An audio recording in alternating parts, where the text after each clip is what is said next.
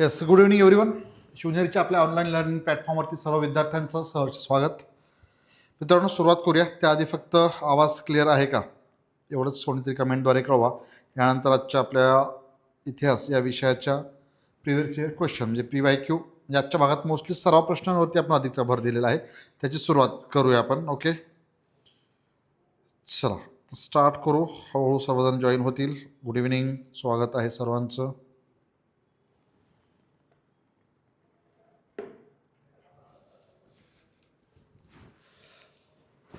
चला, आजच्या सेशनचं थोडंसं वेगळं वैशिष्ट्य असं की जे आपण PYQ सिरीजची सुरुवात केलेली होती मित्रांनो सर्व विषयांची, आणि त्यातनं आपण बरेचसे प्रश्न मागील वर्षीच्या 2024 असेल, मोस्टली 25 किंवा त्या आधीचेही जे प्रश्न परीक्षेमध्ये विचारले गेले होते त्याचे विश्लेषण आणि त्या आधारावरती बरीचशी माहिती या ठिकाणी घेण्याचा प्रयत्न देखील केलेला आहे. आणि याचबरोबर काही सराव प्रश्नांचाही त्यात समावेश तुम्हाला दिसून येतो. मी आधी तुम्हाला मेन्शन केलं होतं की काही सराव प्रश्न पुढील काळामध्ये अधिकचे असणार आहेत. त्याच धर्तीवरती आपला आजचा हा सेशन असेल, लक्षात घ्या सर्वांनी. तर येस, मला वाटतं आज बऱ्याच जणांचं टाईम टेबल तुम्ही जर यूट्यूबला जर कोणी चेक केलं नसेल कदाचित, परंतु आपलं म्हणजे मोस्टली गुरुवार किंवा शुक्रवार या दिवशी इतिहास या विषयाचे PYQ असतात, परंतु नोटिफिकेशन मगाशी आलेलं असणारच आहे. त्यामुळे आपल्या 7च्या वेळेत कुठल्या ना कुठल्या विषयाचे PYQ आपले सुरूच आहे, ते लक्षात घ्या. त्यामुळे आजच्या भागात आपण इतिहास हा विषय घेतोय आणि यानंतर उद्याच्या भागात कुठला विषय असेल ते मी तुम्हाला शेवटी मेन्शन करणार आहे. त्यामुळे आवर्जून सर्वांनी या ठिकाणी प्रश्नांची उत्तर देण्यासाठी रेडी राहायचं आहे आणि आपला सराव करून घ्यायचा. लक्षात घ्या, आजच्या भागात मात्र इतिहास या विषयाची प्रश्न उत्तरे आपण या ठिकाणी पाहणार आहोत. आता मोस्टली सराव प्रश्नांवरती थोडासा भर देण्यात आलेला आहे यावेळेस असं म्हणेन मी, कारण आता PYQ तर आपण घेतलेलं आहोतच. त्या धर्तीवरती तुम्हाला लक्षात आलेलं असेल की प्रश्न हे परीक्षेत कसे विचारले जात आहेत आणि त्याच्यामुळेच ते तर आहेतच आहेत. आणि बरंच PYQ जर पाहिलं आपण तिथे आपल्याला अनेकसे प्रश्न हे रिपिटेशन म्हणजे मोस्टली जास्तीत जास्त क्वेश्चन तेच ते विचारून झालेले आहेत. त्यामुळे अनेक प्रश्न पत्रिकेमध्ये तेच क्वेश्चन दिसल्यामुळे तुम्हाला ते सारखाचा तोंडपाठही झालेला असणार आहे. तर मात्र थोडेसे वेगळ्या धाटणीचे क्वेश्चन किंवा वेगवेगळे टॉपिक असतील किंवा तेच जरी टॉपिक असतील प्रश्न मात्र वेगळे असं घेऊन आपण आजच्या भागात तुमच्या भेटीस आलेलो आहोत. या शिवनेरीच्या पुन्हा एकदा सर्वांचं ऑनलाईन लर्निंग प्लॅटफॉर्मवरती सहर्ष स्वागत. मित्रांनो, आगामी काळातील पोलीस भरतीच्या मैदानी चाचणीला सुरुवात झालेली आहे असं म्हणू आपण. उद्यापासून आता सगळीकडे बऱ्याच ठिकाणचं वेळापत्रक तुमच्यापर्यंत पोहोचलेलं आहे. यानंतर लगेचच लेखी परीक्षेला आपल्याला रेडी राहायचं आहे लवकरात लवकर. आणि पुढचा महिना म्हणून आपण साधारणपणे मैदानी चाचणी पूर्ण होऊनच जाईल आणि त्यानंतर लेखी परीक्षेकरिता रेडी राहायचं आहे. आणि त्याच धर्तीवरती या इतिहास विषयासोबतच मित्रांनो आपण घेऊन आलेलो आहोत आणखीन तुमच्या भेटीस महत्त्वपूर्ण विषय, लेटेस्ट करंट अपडेट म्हणजेच चालू घडामोडीचे सराव प्रश्न उत्तराच्या माध्यमातून या ठिकाणी सराव करून घेण्याचा आपला प्रयत्न असेल. तर उद्याच्या भागात तो विषय देखील सुरुवात करीत आहोत, लक्षात घ्या.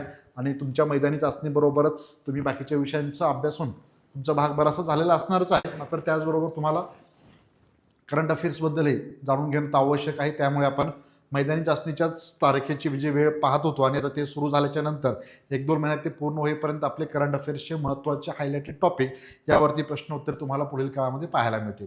तर स्टार्ट करूया, म्हणजे उद्यापासूनच म्हणून करंट अफेअर्सला सुरुवात करतोय आपण. तर आज इतिहास या विषयाचे PYQ जरी मित्रांनो आपलं टायटल असलं तरी इथे लक्षात घ्यायचं आपल्याला सराव प्रश्न या ठिकाणी असणार आहेत. सुरुवातीपासून आपण ते पाहतोय. काही महत्त्वाच्या सूचना या ठिकाणी दिल्याच्या नंतर आपण आता स्टार्ट करणार आहोत. तर क्वेश्चन असेल सराव प्रश्न पहिला आजच्या सेशनचा आपला.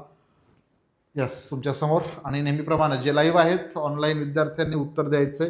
तर पहा, जहाल व मवाळ या दोन्ही विचार प्रणालीमध्ये सुवर्ण मध्य साधणारे नेते म्हणून खालीलपैकी कोणाला ओळखलं जातं?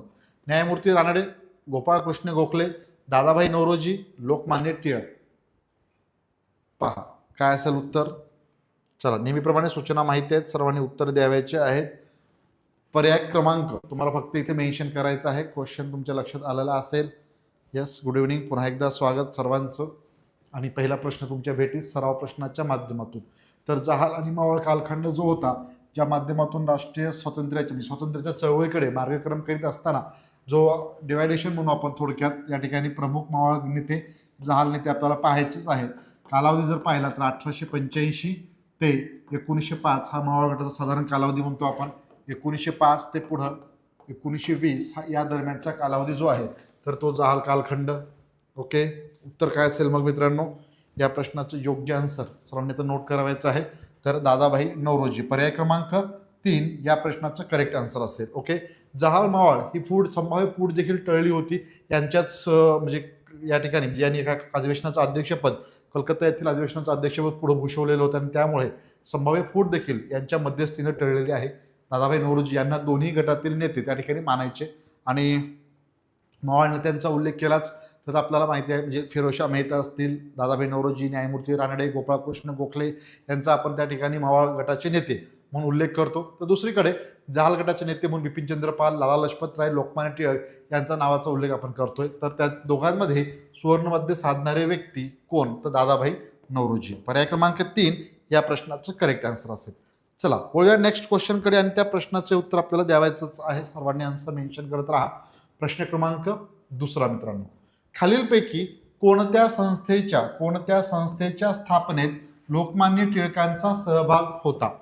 पर्याय क्रमांक 1 डेक्कन एज्युकेशन सोसायटी, पर्याय क्रमांक 2 फर्ग्युसन कॉलेज, पर्याय क्रमांक 3 न्यू इंग्लिश स्कूल, पर्याय क्रमांक 4 वरील सर्व. प्रश्न क्रमांक 2. सर्व प्रश्नांवरती अधिकचा भर असेल आधीच मेन्शन केल्याप्रमाणे. येस, मला वाटतं आज थोडंसं टायमिंग जे आहे आपलं मोस्टली गुरुवारी किंवा शुक्रवारी असते. बऱ्याच विद्यार्थ्यांना माहिती असल्यामुळे थोडा आज बुधवारी हा सेशन घेण्यात आला असल्या कारणाने बरेच जणांचं टाईम जसं गडबडला असेल. परंतु मित्रांनो तुम्हाला आधीच सांगितलेलं आहे या चॅनलवरती थोडंसं नोटिफिकेशन पाहत चला. डेली तुम्हाला आफ्टरनूनमध्ये किंवा 4-5 वाजताच्या दरम्यान नोटिफिकेशन त्या ठिकाणी मिळतंच. त्यामुळे एकदा चेक करायचं आणि सेशन अटेंड करा जेणेकरून आपला अधिकचा सराव होईल आणि तो परीक्षेकरिता उपयुक्त ठरणार आहे. तर क्वेश्चन असा की कोणत्या संस्थेच्या स्थापनेत लोकमान्य टिळकांचा सहभाग होता? चला सांगा आन्सर काय असेल. आन्सर मेन्शन करायचं आहे आपल्याला.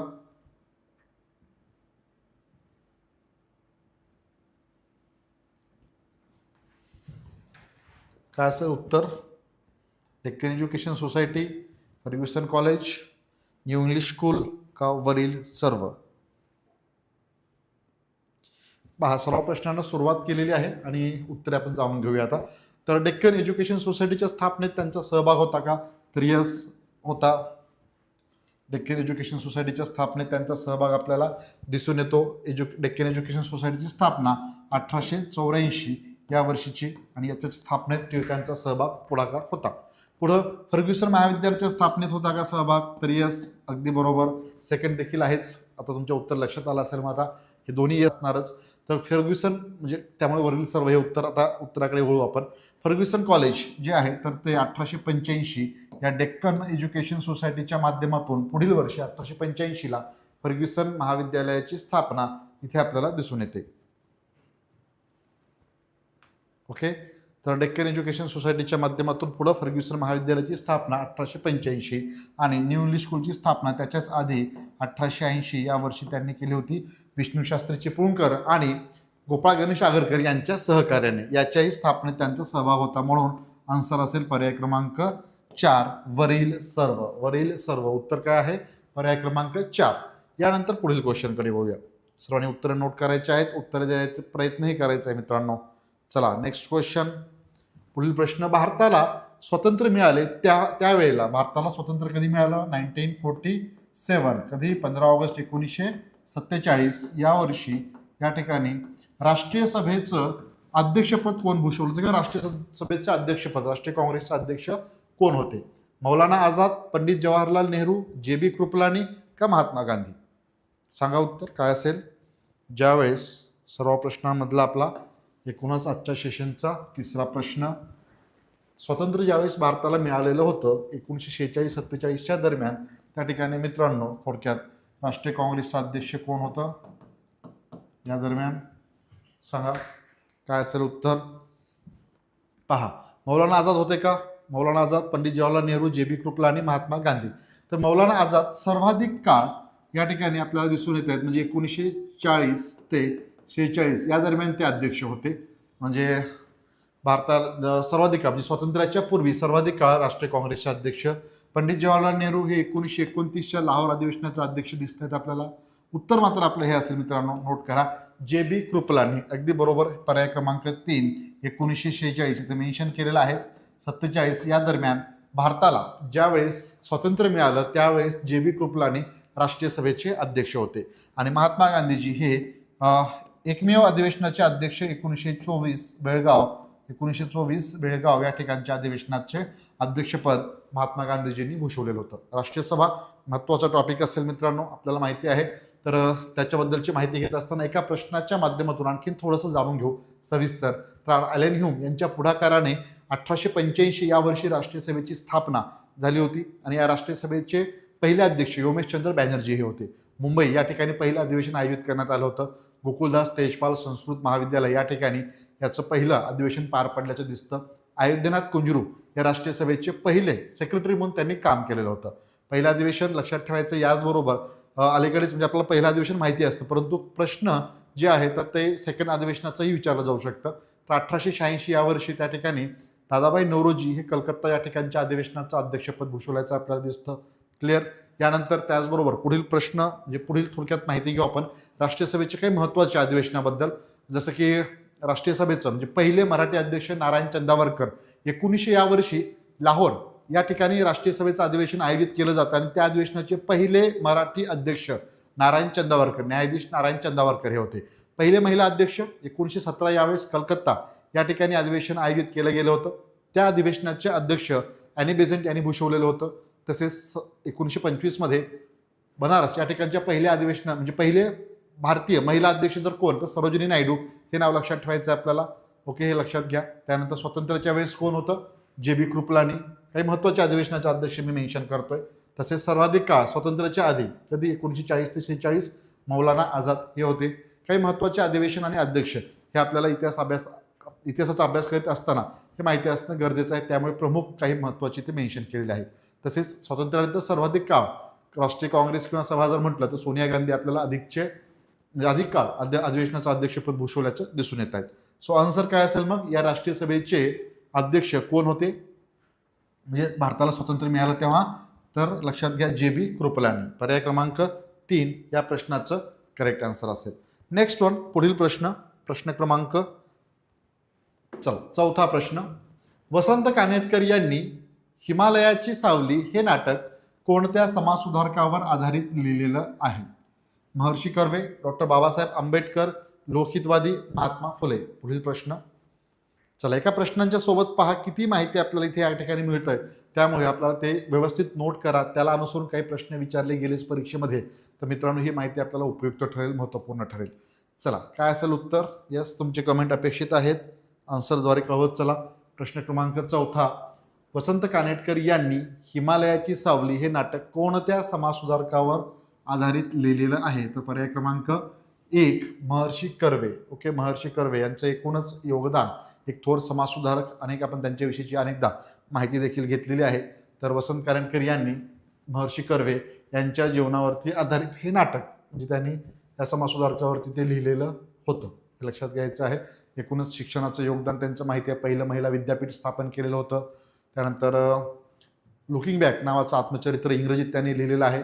आणि तसेच सुरुवातीला जर पाहायला गेलं म्हणजे अगदीच सुरुवातीपासून विधवा विवाहोत्तेजक मंडळ असेल, अनाथ बालिकाश्रमाची स्थापना, महिला विद्यालय, महिला विद्यापीठाची स्थापना, निष्काम कर्ममठाची स्थापना, ग्राम प्राथमिक शिक्षण मंडळाची स्थापना, हे सर्व कर्वे यांनी केलेले आपल्याला दिसून येतं. मानवी समता नावाचं एक मासिक देखील त्यांनी स्टार्ट केलं होतं. एकूणच त्यांच्या कार्याचा थोडक्यात आढावा म्हणून ज्या स्थापन केलेल्या संस्था, शाळा असतील त्याबद्दलची माहिती.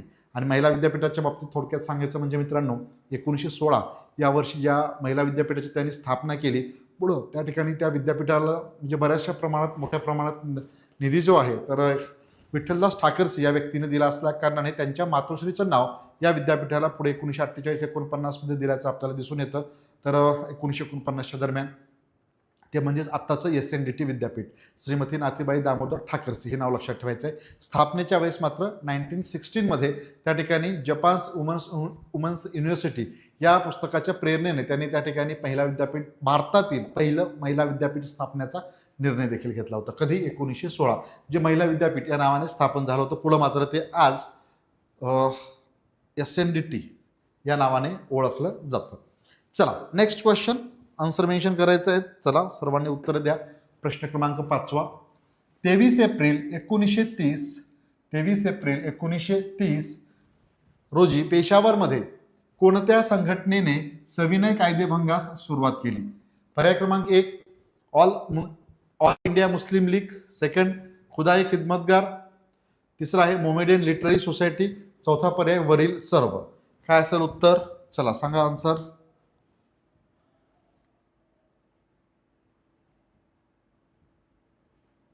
सांगा उत्तर मेन्शन करायचं तोपर्यंत तुम्हाला.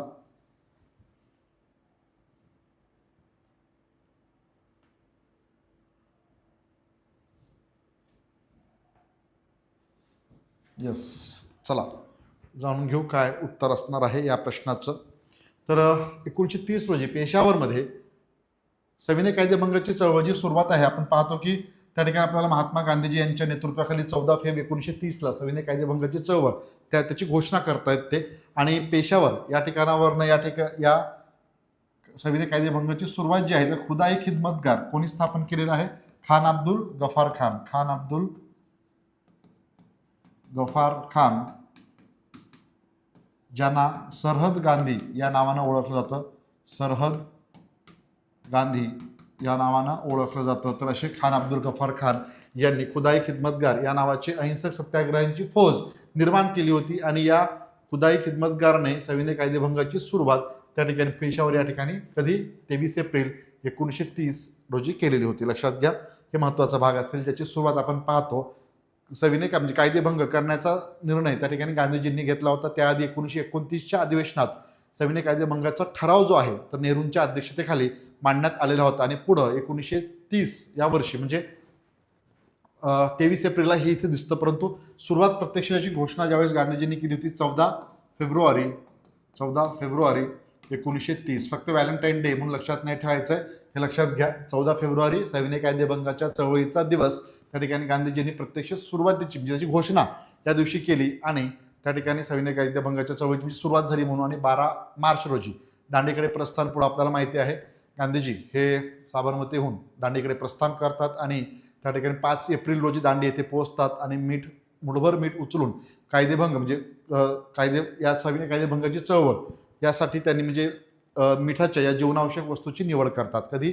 5 एप्रिलला. आणि कायदा मोडीत निघतो 6 एप्रिल रोजी. 5 एप्रिलला ते पोहोचतात, हे लक्षात घ्यायचं आपल्याला. आणि सविनय कायदेभंगाची चळवळ जी सुरुवात मात्र 14 फेब्रुवारी 1930. त्याची पेशावरमध्ये सुरुवात कोणी केली होती, कोणत्या संघटनेने? तर खुदाई खिदमतगार, हे लक्षात घ्यायचं आपल्याला. थोडक्यात म्हणजे पार्श्वभूमी देखील आपण या ठिकाणी नोट केलेली आहे. पर्याय क्रमांक 2 या प्रश्नाचं करेक्ट आन्सर असेल. नेक्स्ट वन, पुढील प्रश्न. बारडोलीचा सत्याग्रह कोणाच्या नेतृत्वाखाली झाला? पर्याय क्रमांक 1 सरदार पटेल, पर्याय क्रमांक 2 महात्मा गांधी, पर्याय क्रमांक 3 विनोबा भावे, पर्याय क्रमांक 4 महादेव देसाई.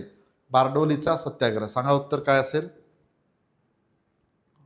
पुढील प्रश्न सराव प्रश्न आपण पाहतो आजच्या भागात. त्यातला आजच्या सेशनचा आपला एकूणच 6वा प्रश्न. बारडोलीचा सत्याग्रह कोणाच्या नेतृत्वाखाली झाला? बारडोलीचा सत्याग्रह कोणाच्या नेतृत्वाखाली झाला?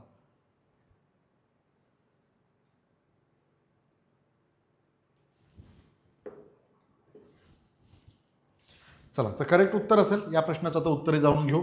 तर सरदार पटेल. ओके, सरदार पटेल 1928चा बारडोलीचा सत्याग्रह आहे, लक्षात घ्या.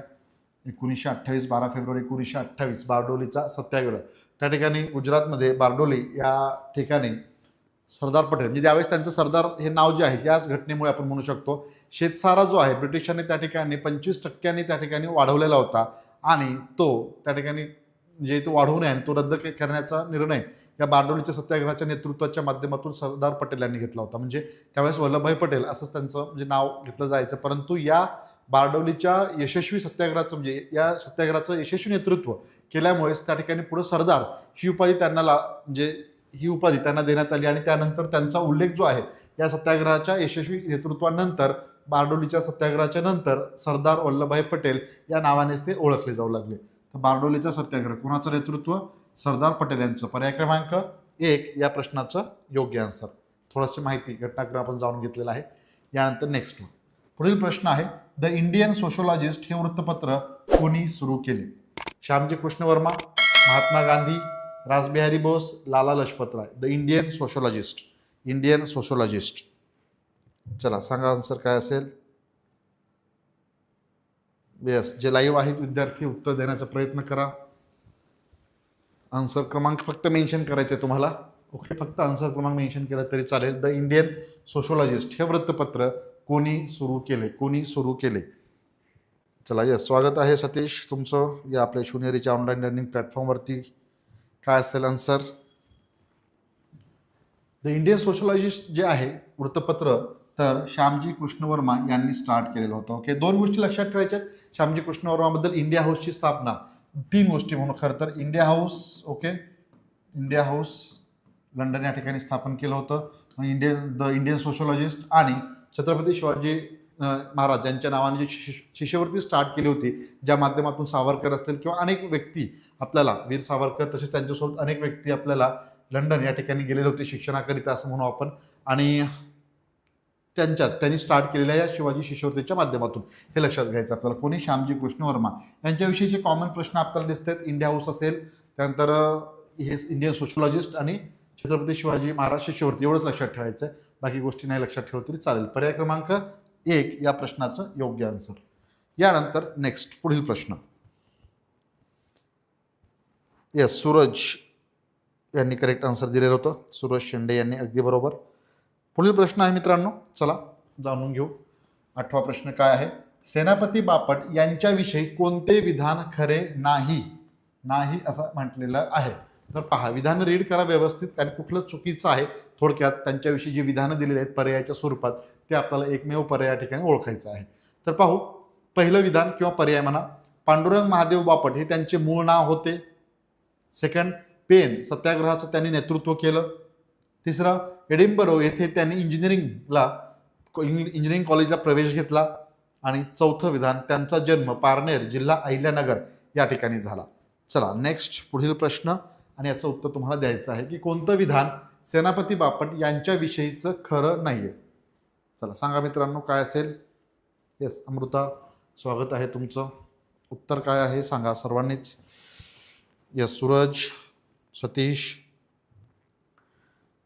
चला मित्रांनो द्या आन्सर. काय असेल पटकन उत्तर द्या.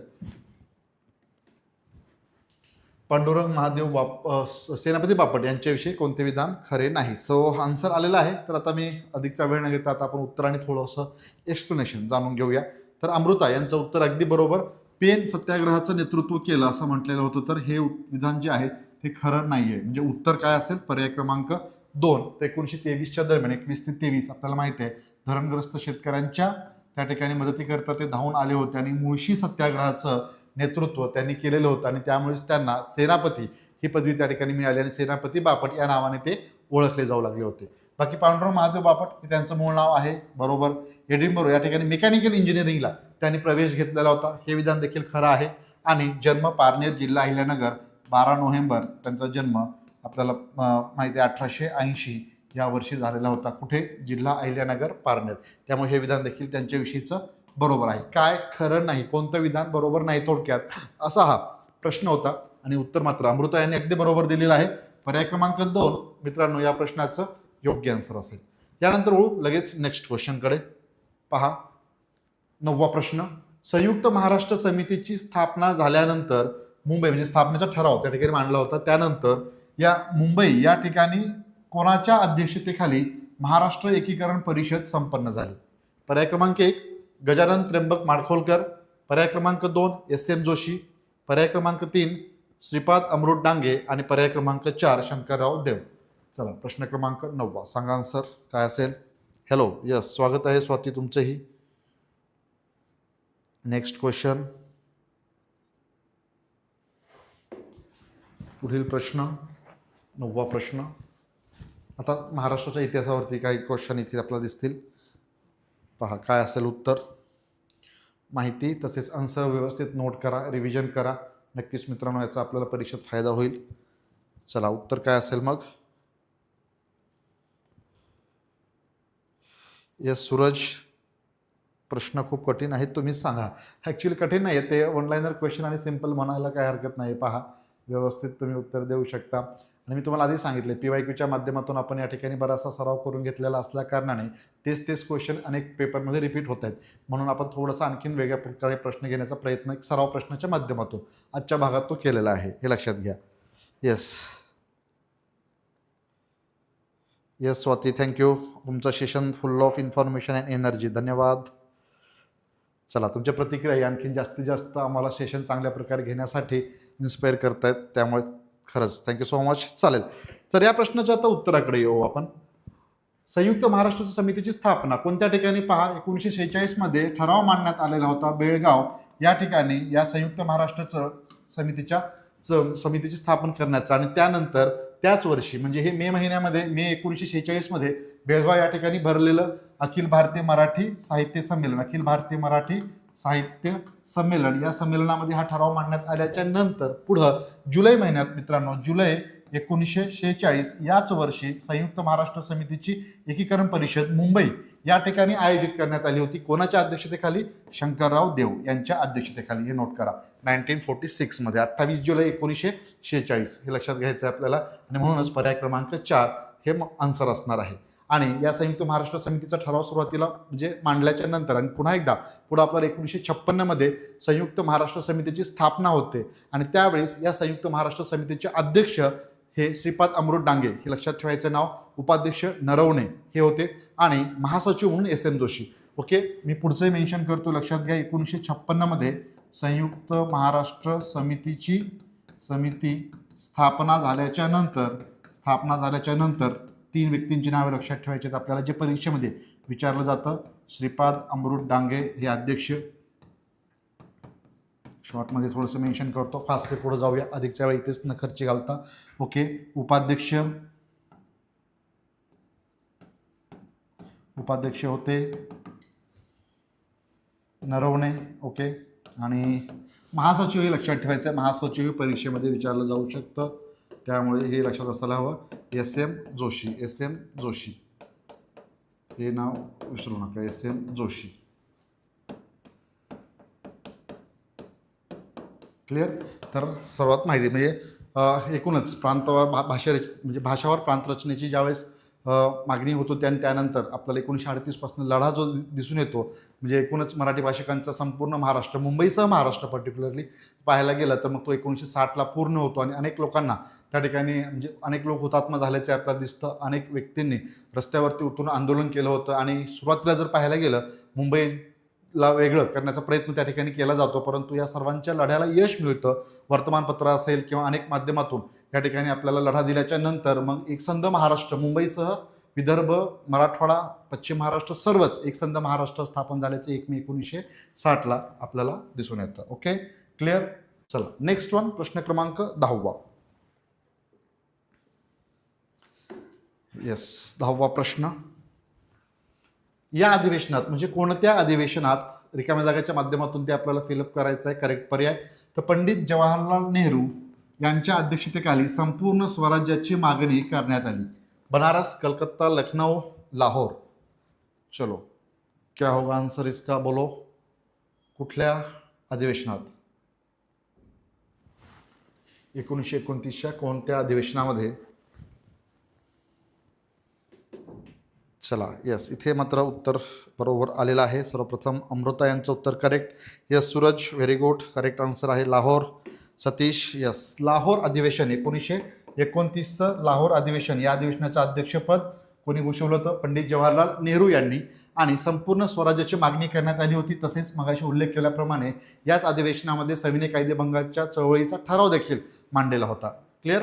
तर 1929चं लाहोर अधिवेशन, पर्याय क्रमांक 4 या प्रश्नाचं करेक्ट आन्सर असेल. यस, स्वाती यांचे उत्तर अगदी बरोबर, करेक्ट आन्सर पर्याय क्रमांक 4. पुढे वळूया नेक्स्ट क्वेश्चन, 11वा प्रश्न. खालीलपैकी कोणत्या समाजसुधारकाने बॉम्बे नेटिव्ह एज्युकेशन सोसायटीमध्ये डेप्युटी सेक्रेटरी म्हणून काम पाहिलेलं आहे? पर्याय क्रमांक 1 जगन्नाथ शंकर सेठ, पर्याय क्रमांक 2 बाळशास्त्री जांभेकर, पर्याय क्रमांक 3 गोपाळ हरी देशमुख, पर्याय क्रमांक 4 दादोबा पांडुरंग तरखडकर. चला, पुढील प्रश्न, प्रश्न क्रमांक 11वा. बॉम्बे नेटिव्ह एज्युकेशन सोसायटी कधी स्थापना आहे?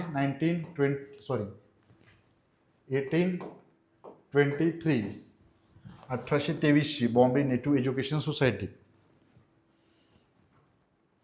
काय असेल उत्तर? 11वा प्रश्न.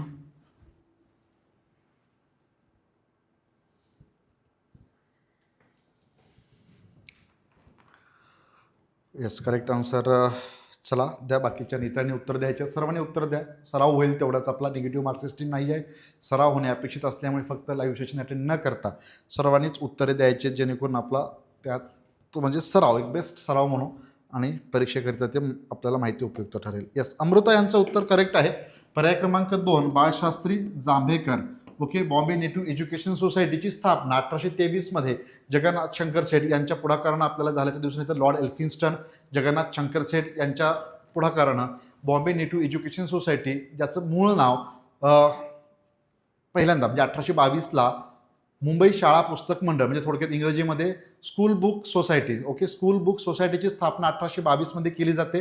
यानंतर मात्र म्हणजे जगन्नाथ शंकर सेठ आणि लॉर्ड एल्फिन्स्टन मुंबईचे गव्हर्नर होते आणि त्यामुळे त्यांच्या साथीनं, त्यांच्या पुढाकारानं आणि नानांच्या सहकार्यानं या स्कूल बुक सोसायटीची स्थापना 1822 मध्ये, ज्याचं नाव पुढे चेंज होऊन बॉम्बे नेटिव्ह एज्युकेशन सोसायटी हे होतं. आणि या बॉम्बे नेटिव्ह एज्युकेशन सोसायटीच्या माध्यमातून जगन्नाथ शंकर सेठ यांच्या सहकार्याने मुंबई आणि मुंबईच्या बाहेर अनेक शाळा, शैक्षणिक संस्था स्थापन केल्या जातात. त्याच बॉम्बे नेटिव्ह एज्युकेशन सोसायटीचे डेप्युटी सेक्रेटरी म्हणून काम केलेलं होतं कोणी, तर बाळशास्त्री जांभेकर यांनी. पर्याय क्रमांक 2, ज्यांना भारतीय म्हणजे आद्य इतिहासकार, त्यानंतर प्रसिद्ध शिक्षण तज्ज्ञ आणि मराठी वृत्तपत्राचे जनक म्हणून ज्यांना ओळखलं जातं, ज्यांनी 1832 मध्ये दर्पण हे साप्ताहिक स्टार्ट केलं होतं, दिग्दर्शन 1840 मध्ये सुरू केलं होतं, ते डेप्युटी सेक्रेटरी म्हणून त्यांनी काम केलेलं आहे. लक्षात घ्या, पर्याय क्रमांक 2 या प्रश्नाचं करेक्ट आन्सर असेल. चला पुढील क्वेश्चन, नेक्स्ट वन, प्रश्न क्रमांक 12. पुढील प्रश्न, तर मुंबईचे गव्हर्नर म्हणजे कोणाच्या अध्यक्षतेखाली शाहू महाराज यांचा राज्याभिषेक संपन्न झालेला आहे? Lord Harris, Lord Dufferin, Lord Canning, Lord Ripon. काय असेल उत्तर? नेक्स्ट क्वेश्चन, प्रश्न क्रमांक 11. सांगा, मुंबईचे गव्हर्नर कोणाच्या म्हणजे अध्यक्षतेखाली शाहू महाराजांचा राज्याभिषेक संपन्न झालेला आहे?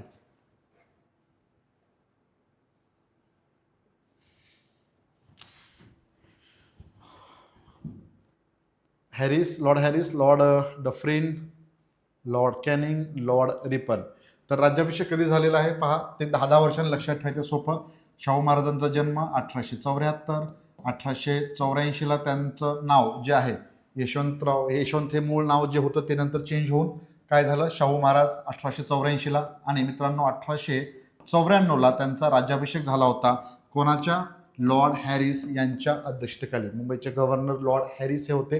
1894, 10 वर्षांना लक्षात ठेवायला सोपं, इसवी सन देखील त्या पद्धतीने ते मी इथे मेन्शन केलेलं आहे. 74ला जन्म, 84 26 जून 1874ला जन्म, परत 10 वर्षांनी त्यांचं नाव शाहू हे ठेवण्यात आलेलं होतं आणि पुढे 1894 या वर्षी लॉर्ड हॅरिस यांच्या अध्यक्षतेखाली त्यांचा राज्याभिषेक संपन्न झालेला होता.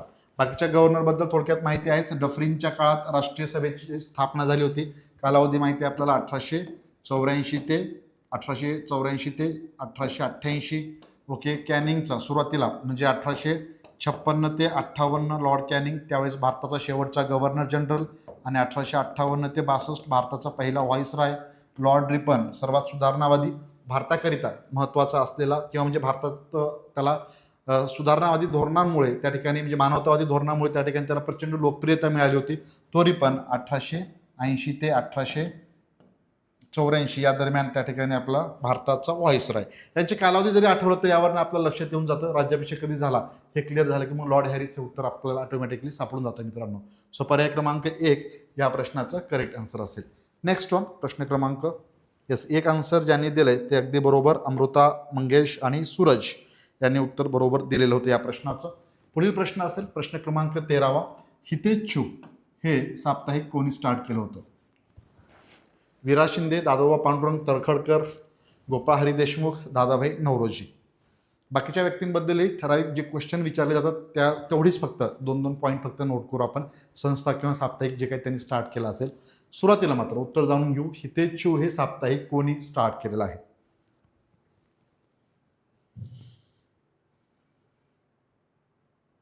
सांगू शकता आन्सर. नेक्स्ट क्वेश्चन, पुढील प्रश्न, हितेच्छू साप्ताहिक कोणी सुरू केले?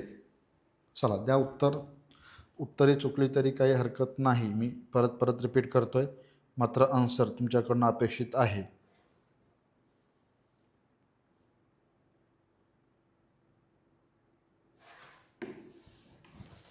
नेक्स्ट क्वेश्चन आणि योग्य आन्सर असेल. चला तर उत्तराकडे वळू आपण.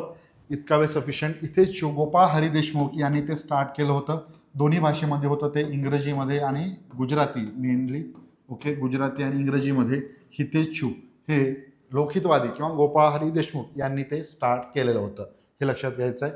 पुढं मग बाकीच्याबद्दल मी तुम्हाला थोडक्यात माहिती सांगेन असं बोललो होतो. त्याप्रमाणेच डिप्रेस क्लासेस मिशन म्हटलं की वीरा शिंदे हे नाव लक्षात ठेवा, त्यांच्याविषयी. विठ्ठलरामजी शिंदे. दादोबा पांडुरंग तळखडकर म्हटलं मानव धर्म सभा, परमहंस सभा यावरती क्वेश्चन विचारून झालेले आहेत, त्यामुळे तेवढं लक्षात ठेवलं तरी चालेल. तसेच मराठी भाषेचे पाणिनी, त्यांनी मराठी भाषेचं व्याकरण रचलं असल्या कारणाने मराठी भाषेचे पाणिनी म्हणून देखील त्यांना ओळखलं जातं. आणि दादाभाई नौरोजी भारताचे पितामह म्हणून ओळखलं जातात. त्याचबरोबर राष्ट्रगुप्तार, ईस्ट इंडिया असोसिएशनची स्थापना, ह्या काही गोष्टी दादाभाई नौरोजी यांच्याविषयीचे लक्षात ठेवायचे आहेत. ओके, बाकी उत्तर मात्र पर्याय क्रमांक 3 गोपाळ हरी देशमुख. 3 ज्यांनी उत्तर दिलं असेल तर त्यांचं बरोबर, नसेल करेक्शन करून घ्या. यानंतर पुढील प्रश्न मित्रांनो, 14वा प्रश्न. चला तर क्वेश्चन आहे, आईच्या अंत्ययात्रेस उपस्थित राहता न आल्यामुळे कुणी, रिकाम्या जागेच्या माध्यमातून क्वेश्चन आहे हा, की कुणी नोकरी सोडली व इंग्रजांविरुद्ध त्यांच्या मनात असंतोष वाढत गेलेला होता? स्वातंत्र्यवीर सावरकर, वासुदेव बळवंत फडके, अनंत कान्हेरे, वासुदेव चाफेकर. चला सांगा 14वा प्रश्न काय असेल उत्तर. प्रश्न क्रमांक 14वा, आईच्या अंत्ययात्रेस उपस्थित न राहता न आल्याने त्यांनी नोकरी सोडली. ब्रिटिश काळामध्ये ते नोकरी करायचे व्यवस्थितरित्या, जे जीवनक्रम जो आहे म्हणून आपण ते व्यवस्थित सुरू असतानाच मात्र आईंचं निधन होतं आणि त्या अंत्ययात्रेस देखील सुट्टी मिळत नाही. मग अशी नोकरी काय कामाची. आणि त्याचबरोबर त्या लोकांविरुद्ध त्यांच्या मनात राग म्हणजे निर्माण झाला असं म्हणू आपण. आणि ते व्यक्ती कोण हे आपल्याला इथे ओळखायचं. तर पर्याय क्रमांक 2 अमृता यांचं उत्तर अगदी बरोबर, वासुदेव बळवंत फडके. ओके, वासुदेव बळवंत फडके हे आन्सर करेक्ट असेल. सर्वांनी नोट करायचं आहे. वळूया नेक्स्ट क्वेश्चनकडे लगेच. सत्यार्थ प्रकाश, सत्यार्थ प्रकाश हा ग्रंथ कोणी लिहिला? एक हिंट देतो हवं तर या प्रश्नाबद्दल. उद्या त्या व्यक्तींची जयंती देखील आहे. योगायोग म्हणून आपण आज सेशन घेतोय आणि उद्याच्या दिवशी त्यांची जयंती आहे. पहा, मग आता तुम्हाला 12 फेब्रुवारी हा जन्मदिन कोणाचा आहे हे जरी आठवलं तरी तुम्ही या प्रश्नाचं उत्तर देऊ शकता, किंवा जर माहिती असेल तर सरळ सरळ आन्सर मेन्शन करायला काय हरकत नाहीये. पहा, सत्यार्थ प्रकाश हा ग्रंथ कोणी लिहिला? स्वामी विवेकानंद, राजा राममोहन रॉय, स्वामी दयानंद सरस्वती, यापैकी नाही. काय असेल मग उत्तर?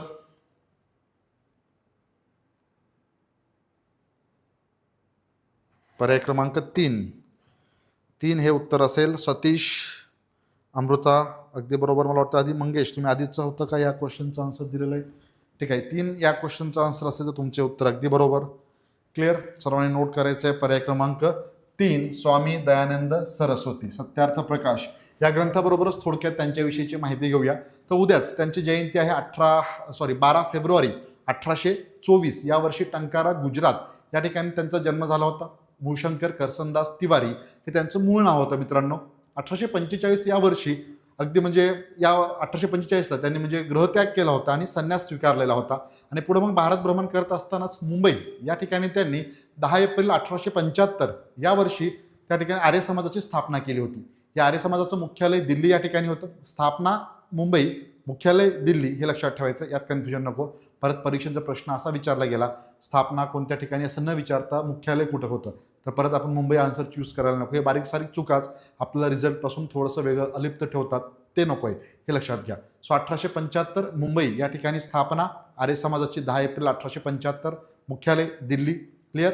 यानंतर म्हणजे 1877 या वर्षी त्यांनी या आर्य समाजाची एक शाखा लाहोर या ठिकाणी देखील स्थापन केली होती, आताचा पाकिस्तानमध्ये लाहोर.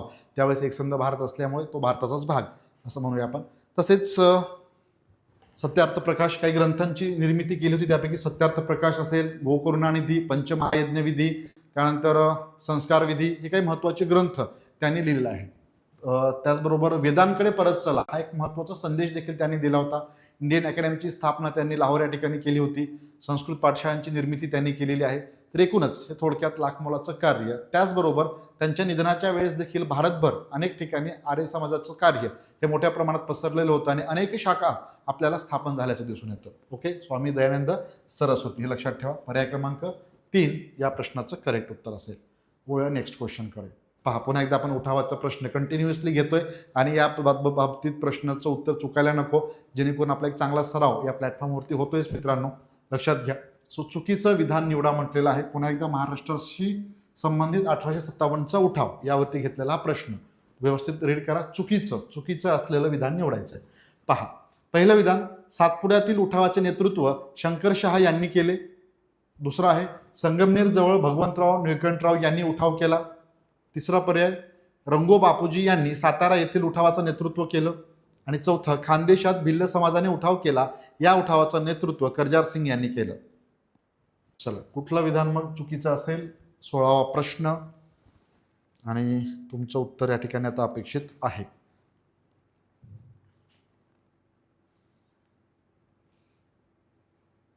सांगा सर काय असेल?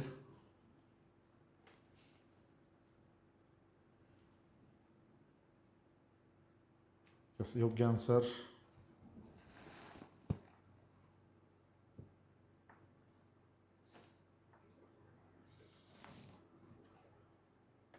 चला, तर असेल उत्तर जाणून घेऊ आता. ओके, पहा, चुकीचं विधान म्हटलेलं होतं, तो पर्याय आपल्याला निवडायचा होता. सातपुड्यातील उठावाचं नेतृत्व शंकरशहा यांनी केलेलं आहे का? ओ यस, केलेलं आहे. म्हणजे आपल्या या उत्तरामध्ये नसणार आहे, हे लक्षात घ्या.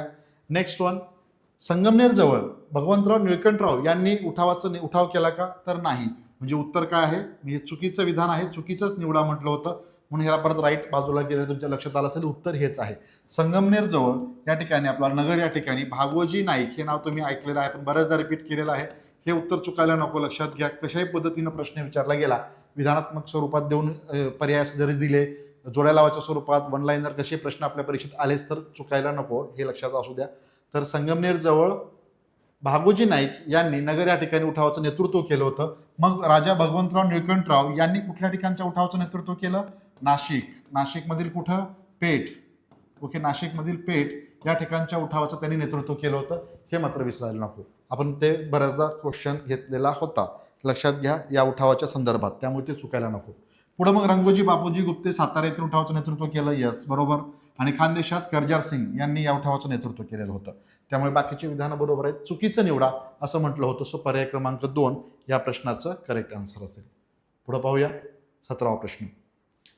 यांनी म्हणजे कोणी कुटुंब नियोजनाचा पुरस्कार करणारा प्रबंध लिहिला आहे? एनी बेझंट, एलेन ह्यूम, न्यायमूर्ती रानडे, गोपाळकृष्ण गोखले.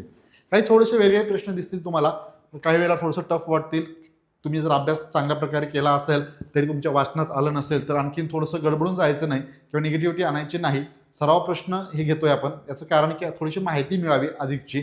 या टाईपचा क्वेश्चन विचारला गेला तर तुमच्याकडे त्याचं उत्तर असावं यासाठी. बाकीचे आपण जर पाहिलं PYQ वगैरे तर तेच क्वेश्चन, तीच माहिती बरीचशी आपल्याला दिसून येते. त्यामुळे थोडासा एक वेगळा प्रयत्न या सराव प्रश्नाच्या माध्यमातून आपण या ठिकाणी केलेला आहे. तर सांगा, कुटुंब नियोजनाचा पुरस्कार करणारा प्रबंध कोणी लिहिलेला आहे?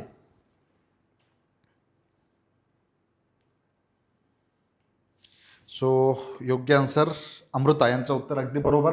पर्याय क्रमांक 1 ॲनी बेझंट यांनी. फ्रुट्स ऑफ फिलॉसॉफी कोणतं, त्याचं नाव काय आहे ते माहिती असू द्या, किंवा असंही विचारलं जाईल फ्रुट्स ऑफ फिलॉसॉफी हे कोणी लिहिलं? फ्रुट्स ऑफ फिलॉसॉफी कधी? 1875 या दरम्यान त्यांनी या फ्रुट्स ऑफ फिलॉसॉफी म्हणजे कुटुंब नियोजनाचा पुरस्कार करणारा प्रबंध लिहिलेला होता. So Annie Besant. आणि कोणता प्रबंध आहे तेही ते मेन्शन केलेलं आहे. पर्याय क्रमांक 1 या प्रश्नाचं योग्य आन्सर. पुढे पाहू. ईस्ट इंडिया असोसिएशनच्या मुंबई शाखेचे अध्यक्ष कोण आहेत? न्यायमूर्ती रानडे, भाऊदाजी लाड, नारायण मेघाजी लोखंडे, दादाभाई नौरोजी. प्रश्न क्रमांक 18. येस मंगेश, तेच क्वेश्चन असतात. येस, त्या PYQ मध्ये आपण ते रिपिटेशन होतं, मग त्याच माहिती घेण्यात तुम्हालाही बोर होतं किंवा अगदी सोपे असल्यामुळे अरे हे काही इझी क्वेश्चन असं वाटतं आपल्याला, त्यामुळे थोडंसं वेगळ्या प्रकारे काही क्वेश्चन घेतलेले आहेत तिथे. तर सर्व प्रश्न त्याकरिताच महत्त्वाचे असतील मित्रांनो. चला, काय असेल उत्तर? ईस्ट इंडिया असोसिएशन म्हटलं की एक नाव आठवतं आपल्याला. येस, सांगा उत्तर काय असेल? पण थोडंसं चॅलेंजिंग क्वेश्चन आहे, इतकाही सोपा नाही आहे तो. ईस्ट इंडिया असोसिएशन 1866 कोणी स्थापना केली हे सर्व डोळ्यासमोर आठवलं की आपण जातो दादाभाई नौरोजी यांच्याकडे. ईस्ट इंडिया असोसिएशन 1866ची स्थापना वगैरे, परंतु त्यांनी स्थापना कुठे केली होती? लंडनला. ठीक आहे, दादाभाई नौरोजी. उत्तर हे नाही आहे, लक्षात घ्या, मी आधी मेन्शन करतोय. थोडं एक्सप्लेनेशन अशा पद्धतीने जाऊ म्हणजे तुमच्या क्लिअरली ते लक्षात राहील पुढं. ईस्ट इंडिया असोसिएशनची स्थापना 1866ला कुठे? लंडन या ठिकाणी दादाभाई नौरोजी यांनी केलेली आहे. पण प्रश्न काय? प्रश्न तसा विचारला गेलाय का? पहा, ईस्ट इंडिया असोसिएशनच्या मुंबई शाखेचे अध्यक्ष कोण होते हे लक्षात घ्यायचं आहे आपल्याला. तर उत्तर असेल भाऊ दाजी लाड, पर्याय क्रमांक 2. पुढे 1869 मध्ये ज्यावेळेस मुंबई या ठिकाणी शाखा स्थापन करण्यात आली होती त्यावेळेस या मुंबई शाखेचे अध्यक्ष डॉक्टर भाऊ दाजी लाड हे होते. ओके, काही वेळा थोडंसं म्हणजे सोपे प्रश्न विचारत असतानाही एखादा प्रश्न थोडंसं जरा गुगली टाकल्यासारखं जर असेल तिथे गडबडून जायचं नाही, अगदी कॅच आउट व्हायचं नाही, त्यालाही षटकार खेचायचा आहे, तो समजून घेऊन. हां, येतोय गुगली येतोय आपल्याकडे, काय हरकत नाही, मला कळालेला आहे तो आता लेग स्पिनचा ऑफ स्पिन होणार आहे किंवा ऑफ स्पिनरचा लेग स्पिन होणार आहे आणि त्याला मला षटकार खेचायचंच आहे, गडबडून जायचं नाही. माहिती असतं आपल्याला, परंतु थोडंसं आपण घाईघाईत उत्तर देतो, हे मात्र होता कामा नये. लक्षात घ्या, ईस्ट इंडिया असोसिएशनची स्थापना दादाभाई नौरोजी यांनी 1866 लंडन हे माहिती आहे, परंतु मुंबई शाखेचे अध्यक्ष असं विचारलं होतं. पुन्हा रिपीट करतो, भाऊ दाजी लाड हे आन्सर असेल 1869. इथं बऱ्याच जणांचं आन्सर चुकलं असल्या कारण थोडंसं अधिकचं महत्त्व देऊन आणि रिपिटेशन केलेलं आहे, त्यामुळे आता मात्र या प्रश्नाचं उत्तर चुकायला नको असा क्वेश्चन आला. तर पुढे वळूया लगेच. नेक्स्ट क्वेश्चन, तरुण मराठा हा पक्ष कोणी स्थापन केला? चला, मी इयर सांगतो, तुम्ही व्यक्तीचं नाव सांगायचं आहे. 1923 मध्ये स्थापन केलेला आहे तरुण मराठा पक्ष. पांडुरंग राजभोज, विरा शिंदे, मल्हारी मार्तंड डिखळे, केशवराव मारुतीराव जेधे. 1923. मंगेश, चालेल, प्रॅक्टिस करायला हरकत नाही आहे क्रिकेटची. क्रिकेट खेळू काय म्हणजे काय हरकत नाही, खेळलं तरी हो की नाही, तेवढंच एक व्यायामाचा भाग म्हणून आपण, आणि तोही भाग परत फिजिकलला तुम्हाला कामाला येणारच आहे. यस सूरज सर, तुमचे सर्व प्रश्न आव्हानात्मक आहेत, इतरांच्या प्रश्नांचे स्वरूप सारखेच असतात, अतिशय सुंदर प्रश्न आणि तुमचं स्पष्टीकरण खूप उत्तम आहे, thank you so much. Yes Suraj, तुमच्या या म्हणजे प्रतिक्रियेनंतर तेवढंच म्हणजे आपल्याला आणखीन क्वेश्चन चांगल्या प्रकारे काढण्याचं मेंटॅलिटी होते म्हणा, आणि या प्रतिक्रिया खरंच इन्स्पायर करतायत. Thank you so much Suraj. चालेल, तर उत्तराकडे आता वळू. या प्रश्नाचं करेक्ट आन्सर असेल तरुण मराठा 1923 मध्ये. कोणी? केशवराव मारुतीराव जाधव. तर सतीश यांचं उत्तर या ठिकाणी बरोबर आहे. 4 जर कोणी उत्तर दिलं असेल तर करेक्ट. त्याच्या आधी मंगेश अमृता एक 4 दिसतंय, तुमचं आधीचं नाही, मला वाटतं ह्या क्वेश्चनचा आन्सर 4 आहे. सतीश यांचं उत्तर आय थिंक बरोबर. केशवराव मारुतीराव जेधे. ओके, 1923 मध्ये तरुण मराठा हा पक्ष त्यांनी स्थापन केला होता. शिवस्मारक नावाचं एक साप्ताहिक त्यांनी स्टार्ट केलं होतं याच वर्षी. लक्षात घ्या, कुठलं? शिवस्मारक नावाचं साप्ताहिक यांनी स्टार्ट केलं होतं. हे साप्ताहिक आहे कोणी? केशवराव जेधे यांनीच. आणि हा साप्ताहिक कशाकरिता स्टार्ट केलं होतं की या तरुण मराठाचा प्रचार करावा, प्रसार करावा याकरिता 1923 मध्ये केशवराव जेधे शिवस्मारक नावाचं साप्ताहिक आणि त्या अंतर्गत हे काम तरुण मराठा हे पक्ष त्यांनी स्थापन केलेलं आहे. पर्याय क्रमांक 4 या प्रश्नाचं करेक्ट आन्सर असेल. पाहूया शेवटचा प्रश्न. इसवी सन 1920 मध्ये माणगाव येथे अस्पृश्यांची परिषद कोणी भरवली होती? काका कालेलकर, राजर्षी छत्रपती शाहू महाराज, महर्षी विठ्ठल रामजी शिंदे, महर्षी धोंडो केशव कर्वे. प्रश्न क्रमांक 20.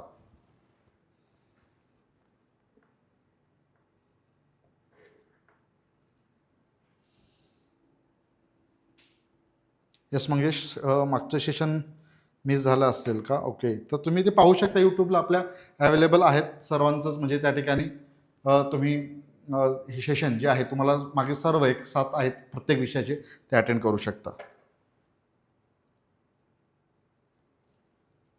सो या प्रश्नाचं करेक्ट आन्सर पर्याय क्रमांक 2. Mangesh Amruta correct answer. Okay, Rajarshi Shahu Maharaj पर्याय क्रमांक 2. माणगाव येथे अस्पृश्यांची परिषद कोणी भरवलेली होती असा क्वेश्चन होता. सो 2 ज्यांचं आन्सर ते करेक्ट. यस सूरज, पर्याय क्रमांक 2 अगदी बरोबर. चला तर मित्रांनो, या प्रश्न उत्तरासहित आजच्या भागात इथेच थांबू. काही तुमचं म्हणणं, सूचना, तसेच काही क्वेश्चन आवर्जून विचारत चला, त्याची उत्तर देत राहूच आपण. याचबरोबर आणखी एक महत्त्वाची सूचना मी इथे अनाऊन्स करतोय. मी 2 सेशनमध्ये उल्लेख केला होता की करंट अफेअर्सच्या बाबतीत, मात्र आपलं ते आता स्टार्ट करायचं राहून गेलं होतं, परंतु आता उद्यापासून आपण त्याला वेळ देतोय. तर प्रत्येक आठवड्यात तुम्हाला चालू घडामोडी या विषयाचेही सराव प्रश्न अशाच प्रकारे सोडवायला मिळतील. लक्षात घ्या, आता मैदानी चाचणीची सुरुवात होते, त्यामुळे आपल्याला या 2 महिन्यामध्ये चालू घडामोडी अलीकडच्या काळातील महत्त्वाच्या परीक्षाभिमुख अभ्यासणं आवश्यक आहे. त्यामुळे सरळ सरळ करंट अफेअर्सचे टॉपिक न घेता तेवढाच तुम्ही जर कुठं अभ्यासलेला असाल तर या प्रश्नाच्या माध्यमातून आपला सराव व्हावा आणि थोडंफार एक्सप्लेनेशन आपण या ठिकाणी जाणून घेण्याचा प्रयत्न करू उद्यापासून. म्हणजे उद्याच्या सेशनमध्ये तो करंट अफेअर्सचा सराव प्रश्नांचा सेशन माझाच तो असणार आहे, लक्षात घ्या. तर ठीक संध्याकाळी 7 वाजता सर्वांनी आवर्जून उपस्थित राहायचं आहे आणि याचप्रमाणे प्रश्नांची उत्तरे द्यावायची आहेत, जेणेकरून तुमचा अधिकाधिक सराव होईल. करंट अफेअर्सच्या बाबतीत आपण थोडंसं सुरुवातीला माहिती घेऊ की कशा पद्धतीने प्रश्न विचारतील, कुठून कुठपर्यंतचा करंट अफेअर्स आपल्याला अभ्यासायचा आहे, कुठल्या भागावरती अधिकचा भर द्यावायचा आहे, कोणते घटक आहेत ज्यावरती अधिकचे प्रश्न विचारले जाऊ शकतात. ह्या सर्व भाग आपण उद्याच्या भागात सुरुवातीला इंट्रोड्यूस करू आणि प्रश्न उत्तरे जाणून घेणार आहोत. तर सर्वांनी आवर्जून उपस्थित राहा. उद्याच्या भागात ठीक 7 वाजता चालू घडामोडी या विषयाचे प्रश्न वन लाईनर स्वरूपात त्या ठिकाणी आपण पाहणार आहोत. Okay, yes. जय महाराष्ट्र सूरज, शुभरात्री. याच चॅनलवर, यस मंगेश, याच चॅनलवरती शिवनेरी हे चॅनल आहे, सबस्क्राईब करा जर केलं नसेल तर. रोज संध्याकाळी एखादा दिवस नसेल परंतु तुम्हाला ते नोटिफिकेशन मिळून जाईल चॅनलवरती. बरोबर दुपारी किंवा इव्हनिंगपर्यंत एकदा चेक करायचं कोणतं शेड्यूल पडलेलं आहे, ते सेशन त्या ठिकाणी होणार आहे. तर उद्या मात्र मी आधीच आज मेन्शन करतोय, उद्याच्या भागात ठीक संध्याकाळी 7 वाजता चालू घडामोडी या विषयाचे अशाच प्रकारे प्रश्न उत्तरे आपण घेणार आहोत. तर भेटूया मित्रांनो.